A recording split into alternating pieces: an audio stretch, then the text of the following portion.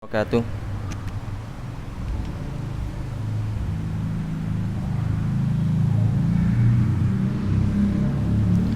Bismillahirrahmanirrahim. Assalamualaikum warahmatullahi wabarakatuh.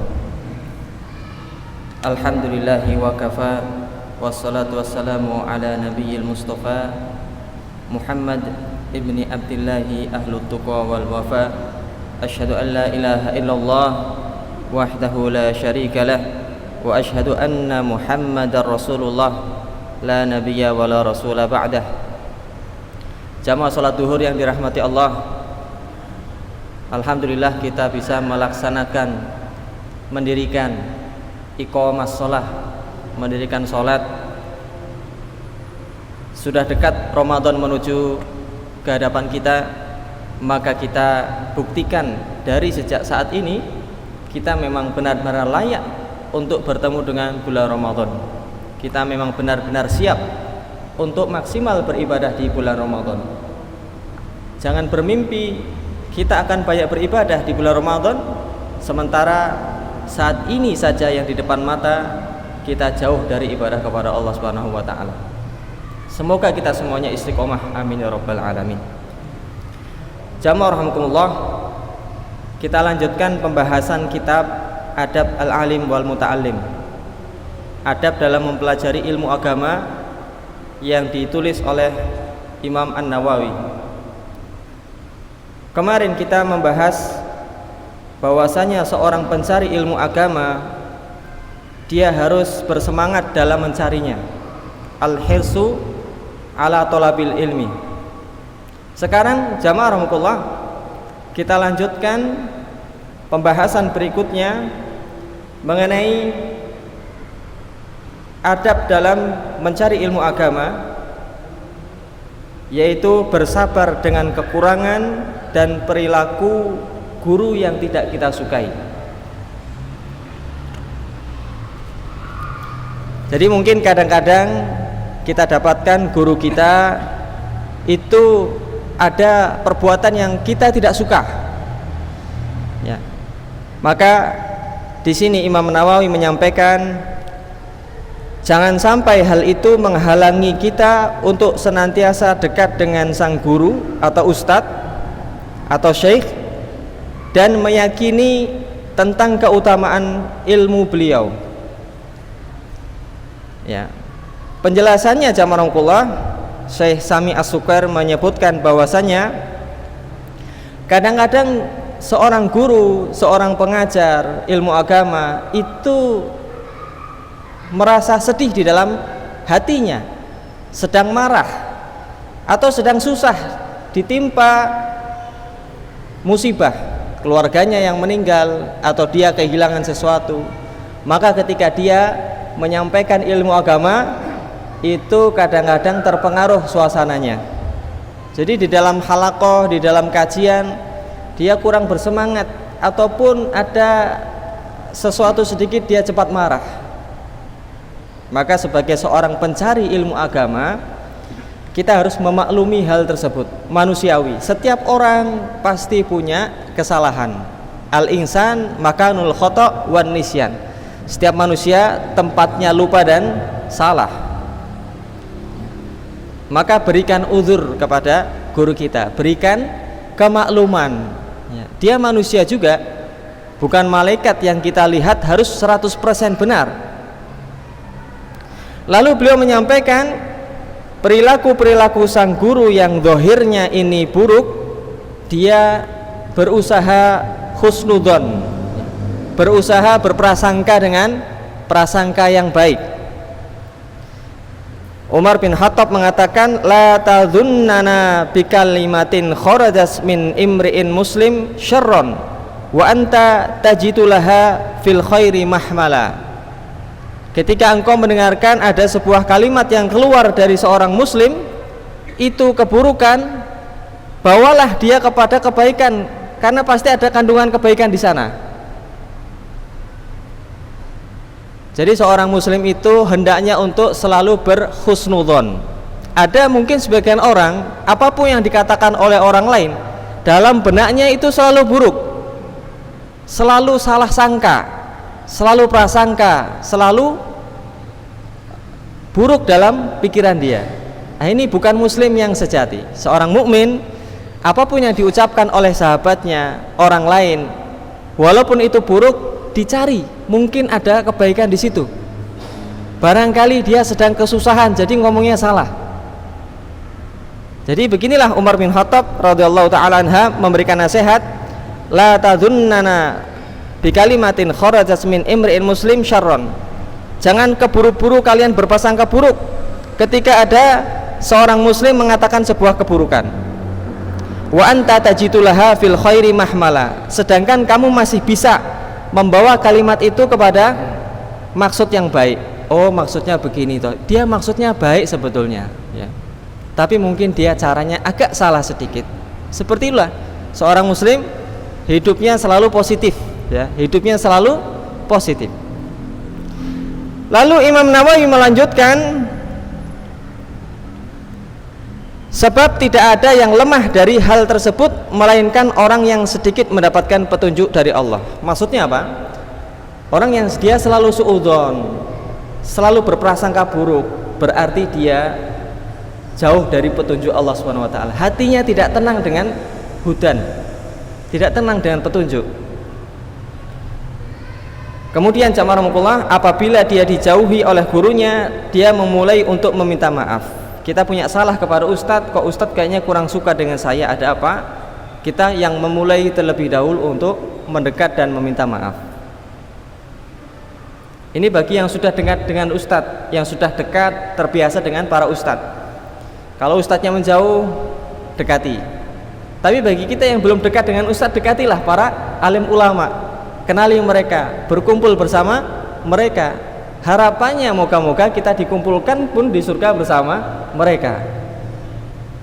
Jamaah rahimakumullah, hal itu lebih baik bagi agama dan dunianya dan lebih menenteramkan bagi hati gurunya. Jadi didekati siapapun ustadz kita, masing-masing kita punya ustadz, punya ulama. Dekati, kenali, ya, kenalkan diri kita kepada mereka. Kemudian, ya, para ulama mengatakan, man lam yasbir ala dhullit ta'allum baqiya umurahu fi amayatil jahalah. Siapa yang tidak bisa sabar dengan rendahnya, sulitnya, sukarnya dalam mempelajari ilmu agama, dia akan tersisa umurnya dalam pahitnya kebodohan. Wa man sabara alaihi ala amruhu ila izzal akhirah wad dunya. Kalau dia bersabar dengan hal itu, dia akan memperoleh kemuliaan akhirat dan dunia.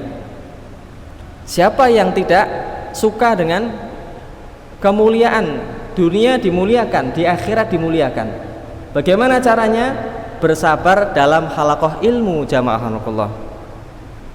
Kita sabarkan diri sendiri ketika pengajian untuk mendengarkannya. Kita mau duduk 10 menit itu terasa panas kalau di pengajian.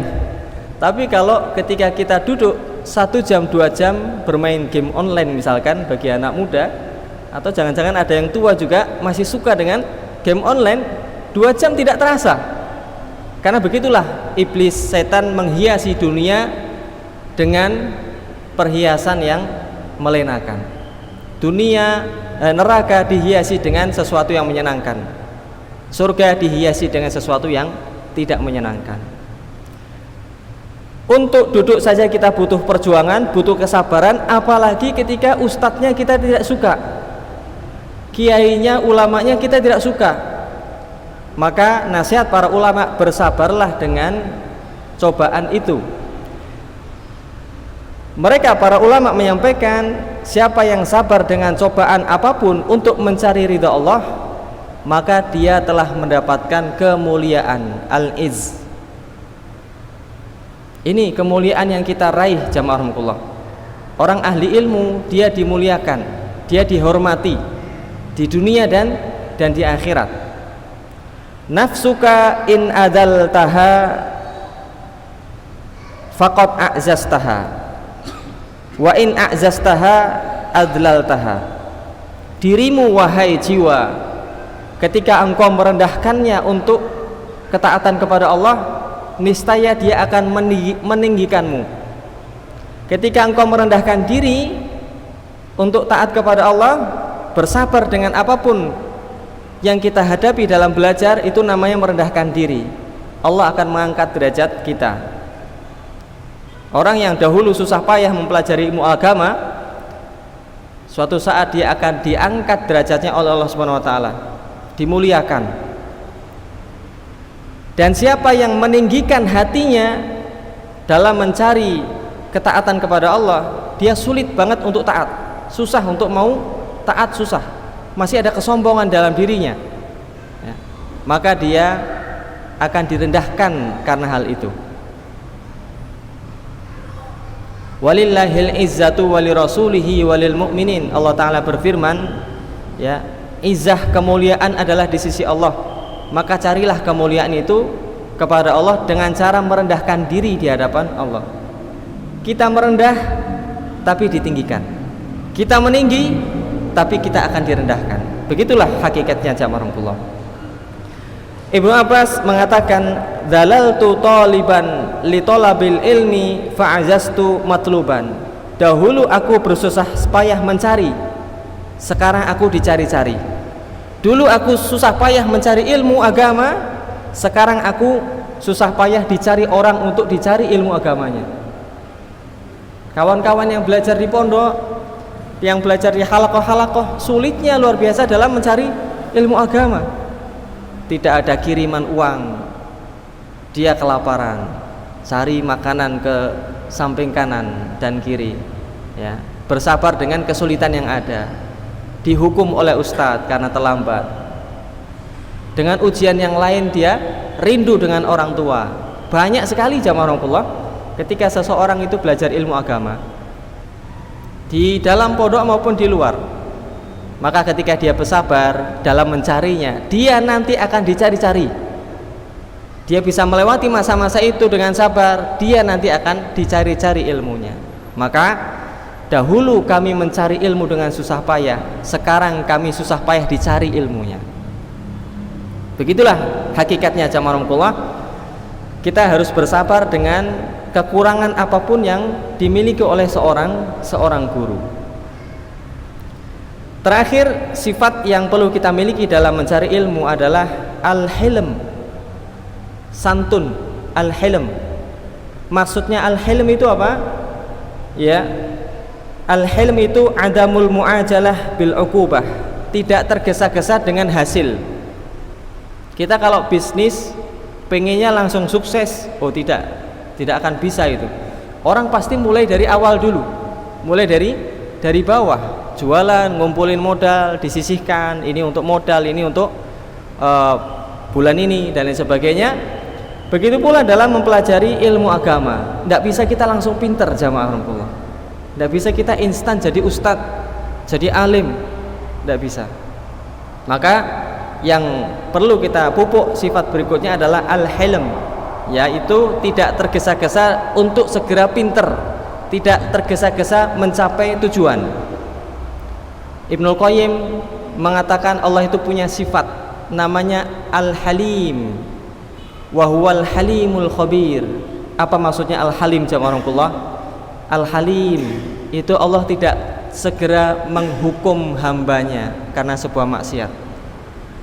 Sudah berapa ratusan sholat yang kita tinggalkan, sampai saat ini kita masih sehat, Allah masih menunda hukuman kita, menunda taubatnya, menunggu taubat kita. Sudah berapa maksiat yang kita lakukan, durhaka kepada Allah, durhaka kepada kedua orang tua, belum juga kita mendapatkan ridho mereka, tapi Allah tidak menurunkan azabnya untuk kita. Masih ditunggu Al-Halim taubat kita. Dan berapa orang yang kita zalimi, hewan-hewan yang kita zalimi, dan kemaksiatan lain jamaah Allah kalau kita hitung sangat banyak. Tapi Allah Al-Halim ya, Maha Santun, ditunggu hamba ini bertaubat. Kapan kamu bertaubat? Ditunggu, tidak langsung diazab. Begitulah jamaah Allah, sayangnya Allah kepada kita. Kalau Allah segera mengadab manusia dengan segera, maka tidak tersisa manusia di muka bumi ini. Kita mungkin sudah nggak ada dari dulu. Maka Allah kasih kesempatan dengan sifat Allah Al-Halim, segeralah kita bertaubat dari kemaksiatan kita jamaah Allah. Dan juga dalam mencari ilmu agama hendaknya sabar, Al-Halim, hilm, ya, hilm, Al-Hilmu. Tidak segera pengen bisa pintar belajar bahasa Arab, tidak pengen segera bisa langsung bisa ngomong bahasa Arab. Kaifa halukum, masya Allah. Tidak. Belajar ilmu agama yang lain, tafsir, tidak pengen segera langsung bisa. Hari ini ikut pengajian tafsir, besok saya jadi ustadz dan itu tidak. Nah, jadi seseorang dalam mempelajari ilmu agama itu butuh tahapan-tahapan, ya. Kita tentu butuh ini jamaah. Ilmu agama kita butuh. Ini ilmu yang paling penting dalam kehidupan kita. Yang paling kita butuhkan ilmu agama ini, ya. Di antara semua ilmu agama ini kita butuhkan. Dengan apa kita akan berangkat ke surga kalau kita tidak punya ilmu agama? Kita nggak tahu arah. Maka jamaah dengan ilmu ini kita akan menginjakkan kaki di surga insya Allah. Baik, dua hal pada siang hari ini. Yang pertama adalah bersabar dengan kekurangan atau perilaku buruk yang kelihatan dari seorang guru atau ustadz. Yang kedua adalah al-hilm, tidak tergesa-gesa untuk mencapai hasil dari tolabul ilmi kita, hasil dari belajar kita.